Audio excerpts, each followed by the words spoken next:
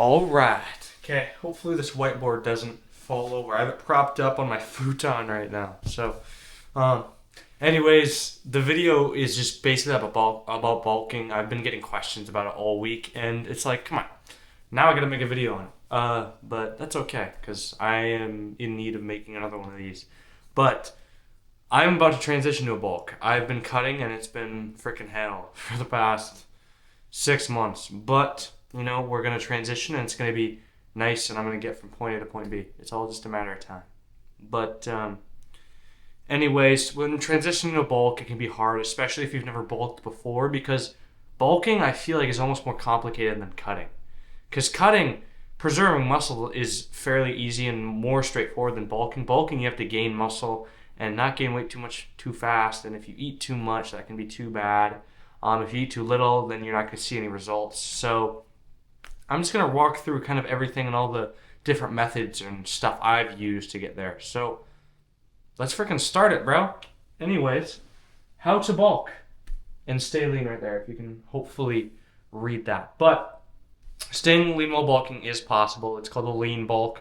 And I'm just going to freaking show you how. But anyways, you want to calculate your maintenance and then add to it. Okay? Obviously, on a bulk, you want to eat more than and like energy you're expending. All right? So basically, everyone has a calorie maintenance. Oh my gosh, am I talking?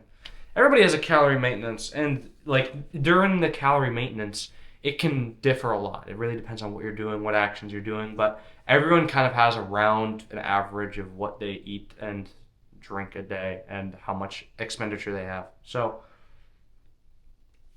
as you bulk up, you want to eat more than energy you're kind of expending out there, right? So with eating more comes not eating too much, because if you eat too much, your body's going to have too much fuel and not know what to do with it. So it's going to convert into muscle, sure, but you're also going to run into problems where you're gaining too much fat. And that's where like a dirty bulk comes in, because a lot of people think, okay, I'll just dirty bulk and get from point A to point B. Not how it works, dude. Not how it works at all. You have to slowly go up there. If you go up there too fast, then you're going to gain too much fat, and you're going to end up like me 6 months ago, chubby, insecure, 35 pounds overweight.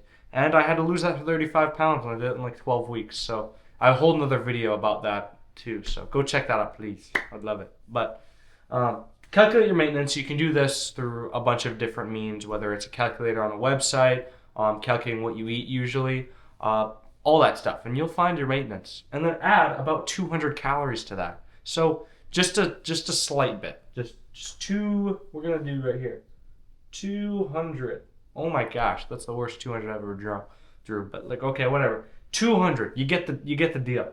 So you have this calorie maintenance and you have this extra 200 calories, but how are you going to be guaranteed to gain muscle and guaranteed that, okay, what are calories? How do I assort my calories, make sure I'm eating the right stuff? That's where macro manipulation comes in. When you use macro manipulation to get what you want, you can really get anything you want out of your body. If you want more fat, more carbs, whether you want to bulk, whether you want to cut, macros is everything. And understanding your macros and manipulating them in a way you can gain muscle and also burn fat is freaking insane. But it involves being very particular, very, okay, how do I assort this?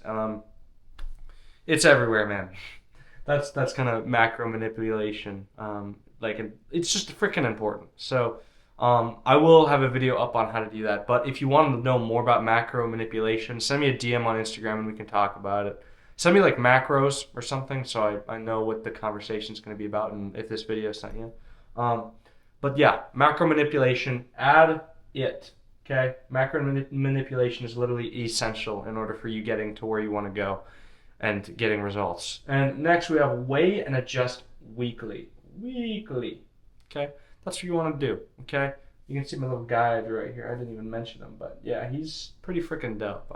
Look at that V-taper. I think I did pretty good. His arms are a little short, but like, look at that. He got short. He has muscular legs, but they're shorter. He's kind of a Johnny Bravo figure, and I think I did pretty good with him.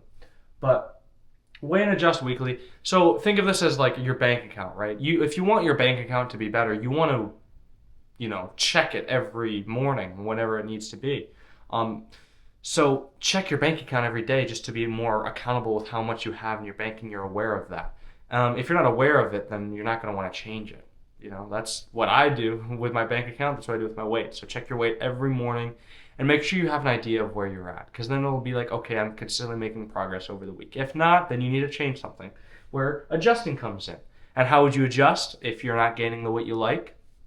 Add more calories, add like an extra 100. If you're maybe you're losing weight or maybe you're not staying the same, then you probably need to, add more.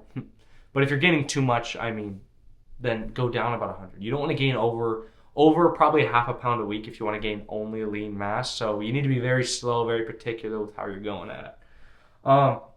And then just some tips for success right here that people kind of need to know in order to get to A to B is shakes. So like protein shakes are super good, but when you're cutting, don't use them. But when you're bulking and you're a guy that can't eat a lot, they're OP. Have it with literally every meal.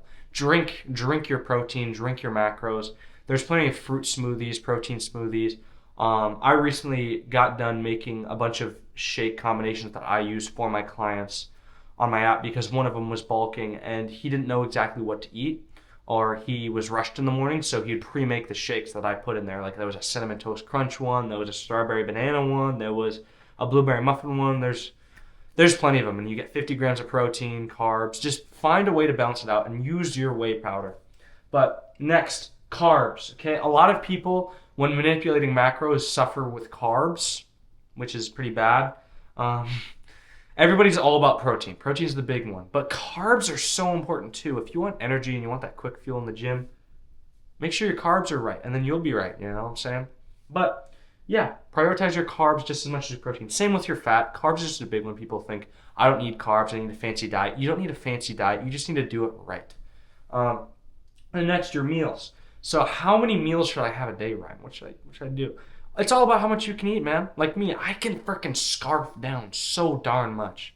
If I would be perpetually in a bulk, I'd probably be 400 pounds if I didn't manipulate macros. I'd be bad.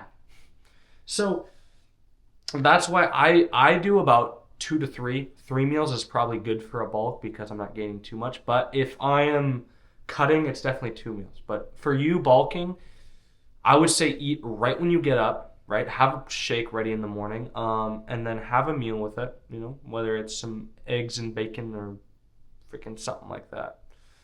Eat something good and make sure you have a good balance of carbs so you're adjusted and you're hitting your macros every day. I'll have to do another video on macros. Actually, I did macros explained. Go check that out. And that can help with macro manipulation and if you can understand that more. But the next is, this is a big one. This shouldn't be in my tips. I should have this in step 4. That's my fault. But apply the 5-3-1, dude. 5-3-1. The 5-3-1 method basically can make sure you're consistently gaining strength and getting to where you want to go. I used it. I found out about it, I think, in like 10th grade and started sticking to it diligently. And I went from about a 225 squat, like somewhere in there, man. A 225 squat to like 455 bench. I was stuck at 215, 220 bench forever. And then I applied the 5-3-1 method. I finally got 225, which is always the big one, and this was back years ago. And it skyrocketed up to 295, and I finished off senior year with 295 bench. And bench is my hardest lift. And then my deadlift skyrocketed, my power clean skyrocketed. So much stuff works if you apply the right things. So what I do is I apply the 5-3-1 method along with macro manipulation, and then boom, just going. I'm just ready for the freaking day. And I'm excited to see it on this coming bulk because I'm locking in a few more things. So then, get these bad boys bigger. I need to get the triceps bigger, but dude, it's gonna be nuts. But if you guys want to look more into macro manipulation and the 5-3-1 method, or want me to make a video on it, comment and let me know because there's only so much I can fit in a video. And let me know what you think. And if this helps you guys and you guys can understand a bit more, that's what matters to me. And I hope you guys all see progress with this stuff. But, I love you guys, and I hope you freaking get insane progress and you get freaking meaty and jacked. So, good luck.